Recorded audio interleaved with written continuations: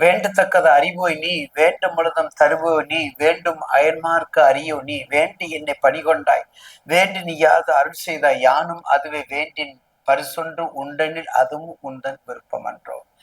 ஈசனே சிவகாமி நேசனே என ஈன்ற தில்லைவாழ் நடராஜனுடைய திருவடி தாமரையை வணங்கி இன்று 13/7/2025 ஆணி மாதம் 13ஆம் நாள் ஞாயிற்றுக்கிழமை அனுகிரகமும் அனுகூலமும் நீதியும் நேர்மையும் கொடுக்கக்கூடிய 9 நவகிரகங்களில் ஒரு நொடியில் நமது கலாச்சாரத்தை, ஒரு நொடியில் நமது பண்பாட்டை, ஒரு நொடியில் நமது சௌரியத்தை தலகில ஆக்கக்கூடிய திறன் அருள் ஓம் நீலாஞ்சனம் சமாபாசம் ரவிபுத்திரம் யமாகிரஜம் சாய மார்த்தாண்ட சம்போதம் தம் நம்மாமி சனீஸ்வரம் அவருக்கு தான் உண்டு.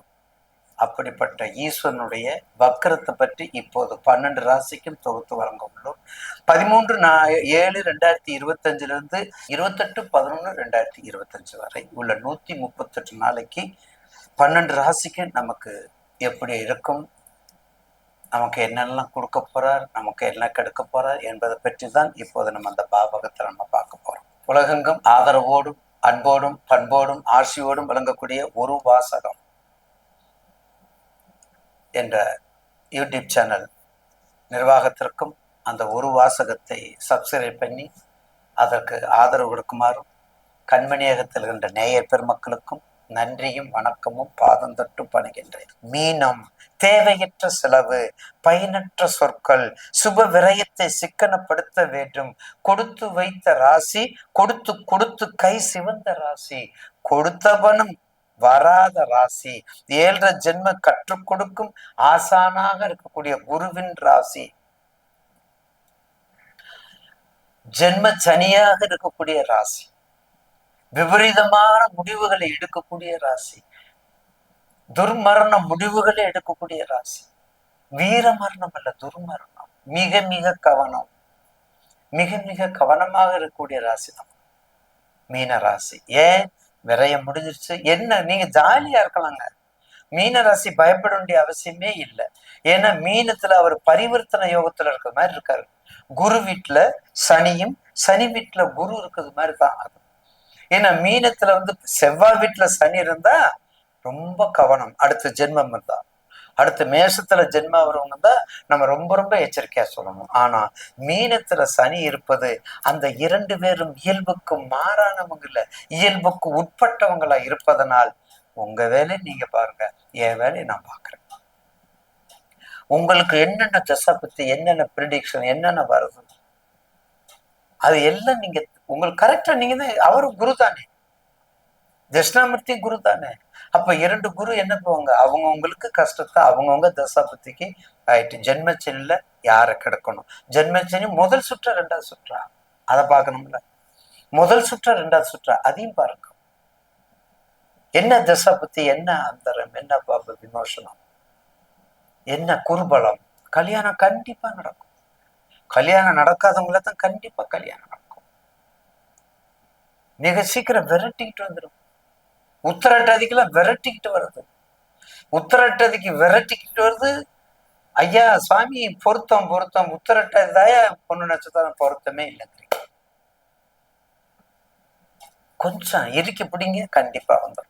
அப்ப ஜென்மச்சனுடைய பாவத்துல இருக்கிறீங்க, ஜென்மச்சனுடைய கஷ்டத்துல இருக்குங்க.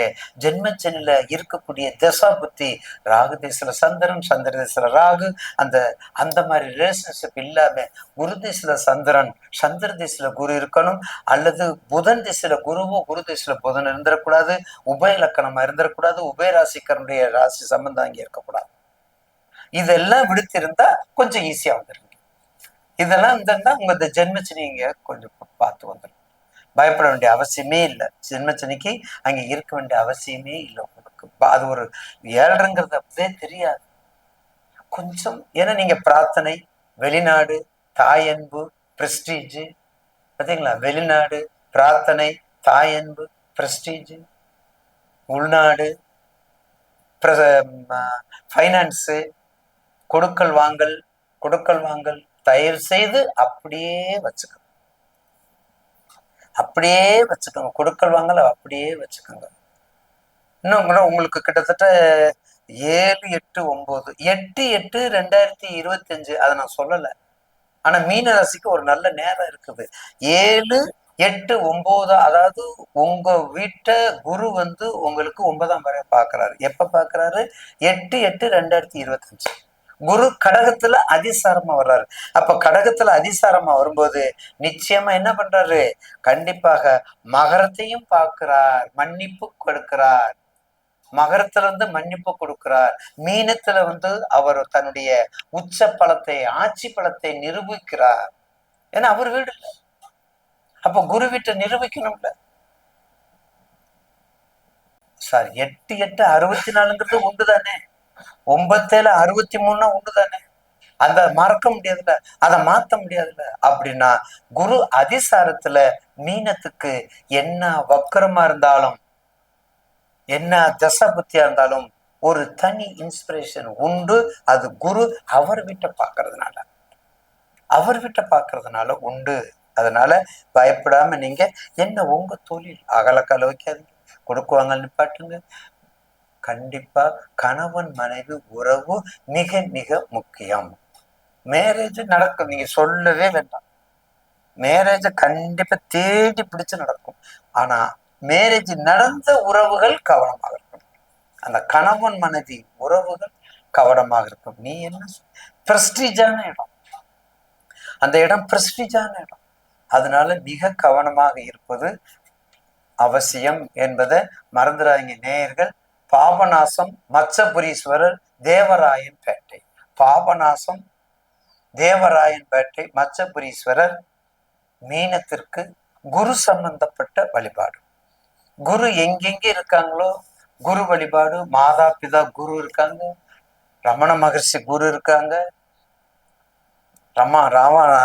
ரமண மகர்ஷி குரு இருக்காங்க, ராமானுஜ குரு இருக்காங்க, நாராயண குரு அவர் பெரிய குரு இருக்காங்க. என் அன்னை உமையவள் நாமத்திலே இருக்கக்கூடிய அம்மணி அம்மாள் கோடி அவருடைய திருப்பாதத்தை வணங்குவோம். அம்மணி அம்மாள் சாதாரணமான அம்மை அல்ல. அப்படிப்பட்ட தெய்வீகத்தன்மை, தெய்வீக அருள் முழுக்க முழுக்க சிவன் அருள் பெற்ற அம்மை. அவருடைய திருவாதத்தை வணங்குவோம். இந்த 7.5 நம்ம காப்பாற்றுவோம். இந்த வக்கர சனி நம்மளை கண்டிப்பா உக்குரம் ஆகாம அது நமக்கு நல்ல முறையில கிடைக்கும். வக்கர சனி எந்ததையும் கொடுக்காது, கண்டிப்பாக நல்ல மாற்றத்தை கொடுக்கும் என்பதுல மாற்று கருத்து அல்ல. குரு பிரம்மா, குரு விஷ்ணு, குரு தேவா, மகேஸ்வரா, குரு சாத்தா பரபிரம்மா தஸ்மை ஸ்ரீ குருவே. அந்த மீன ராசினுடைய அதிபதி குருவை வணங்கி இதோட விடைபெறுகிறேன், முடிக்கிறேன். நன்றி, வணக்கம். திருச்சிற்றம்பலம்.